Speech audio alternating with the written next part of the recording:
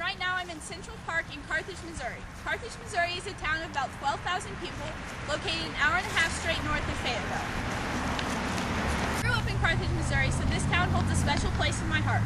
Right now we're in Central Park. Central Park is a place where a lot of people hold weddings and birthday parties and lots of activities that are especially important. One special thing about this park is the statue located near the road. The statue, sculpted by Bob Tommy, is of Marlin Perkins. I chose this piece because of the importance it has for the city of Carthage and the world in general. Marlin Perkins was not only an influential advocate for endangered species, he was a fantastic person. He dedicated much of his time to trying to better the environment. The statue is symbolic of how much he genuinely loved what he was doing. His passion and excitement for his work are extremely evident in the sculpture as they were in real life. Marlin was born in Carthage, Missouri on March 28, 1905 and attended public school there until 8th grade. He attended the University of Missouri at Columbia for a short period of time, but his real passion was for animals. He dropped out and began working as a laborer for the St. Louis Zoological Park. Marlin Perkins later went on to host the television program Mutual of Omaha's Wild Kingdom. This show aired from 1963 to 1988, a combined total of 25 years. The show was revived in 2002 and is now aired on the Animal Planet. Bob Tommy, the sculptor of the piece, was aided by Bob White. Tommy is also a Carthage native, and one can find many pieces of art by him around the city. Bob Tommy is best known for his Western art paintings, though he does some sculpture. Since 1978, he has been the motivation behind the Midwest Gathering of Artists Conference held every year. He has inspired and taught many artists from the surrounding area, and many artists thank him for the inspiration he gave them as a teacher. The formal analysis of this artwork. This type of artwork is considered sculpture, and the medium used to create it is bronze. The statue is about 5 feet high and is of a kneeling man. The statue is a sculpture in the round, meaning you can view it from every angle. It has a triangle composition, with the head being the point of the triangle and the man's knees making up the base. The man's head is slightly out of proportion. This draws the viewer's eye to his face, which is sculpted in a genuine smile, showing the viewer that being in nature is where Mr. Perkins is truly happy. The statue is of Mr. Perkins kneeling down with binoculars. This is to symbolize how one with nature Mr. Perkins felt. The bronze has become worn and smooth because the statue has been in place for 22 years. However, this also symbolizes how comfortable and content Mr. Perkins was as a person.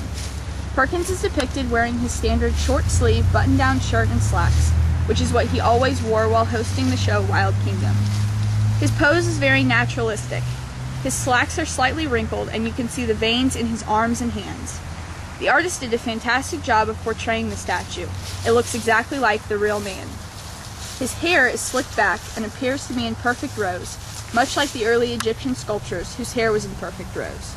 His arms and face show incredible detail. There are wrinkles next to his eyes as he smiles, and you can see the veins and lines in his hands. The sculptor paid incredible attention to the detail on the hands. As he holds the binoculars, you can see the flexed muscles. Underneath the sculpture is a plaque that reads, "His life was gentle, and the elements so mixed in him that nature might stand up and say to all the world, 'This was a man.'" This is symbolic not only of the pride that Carthage has for this man, but for how the world viewed him. Throughout his life, he was an advocate for endangered species, and through the means of his show introduced many Americans for the first time to the conservation movement. He also established the Wild Canid Survival and Research Center, a research center in St. Louis, Missouri that breeds wolves and then replaces them in their natural habitat. Bob Tommy, the sculptor of this statue, is famous for his work in Western art, or American Western art. This type of artwork is categorized by naturalistic stances and an emphasis on nature. This comes through in the sculpture by showing Marlin Perkins in a naturalistic stance, posed on the ground with a pair of binoculars in hand. This piece of art is considered a statue, a specific subset of sculpture. Statues are often used to commemorate a person or a historical event. For example, the Statue of Liberty and the Venus of Willendorf both fit this mold. This sculpture does both. Not only is it larger than life, it commemorates his life and works by depicting Perkins in a place he loved.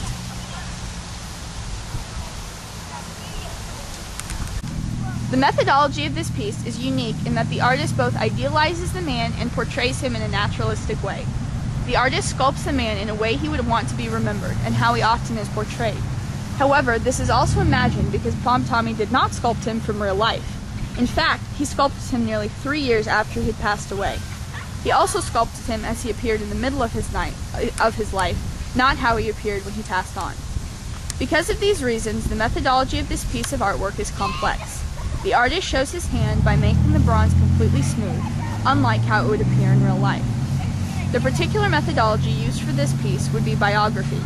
The purpose of the sculpture is to illustrate Marlin Perkins' life and how much he impacted the world. As the book mentions, this sculpture emphasizes authorship and can be applied to iconography, using the artist or subject matter's life as an underlying text. Whereas many authors choose to do this for themselves, Tommy portrayed someone else's life in sculpture form. This piece was dedicated to the city of Carthage right after it was sculpted. They placed it in this prominent location as a way of showcasing the pride they have for both the city and Mr. Perkins as an individual. Children play underneath the statue nearly every day. The statue will continue to remain a very important symbol to the city of Carthage and to fans of Marlin Perkins for years.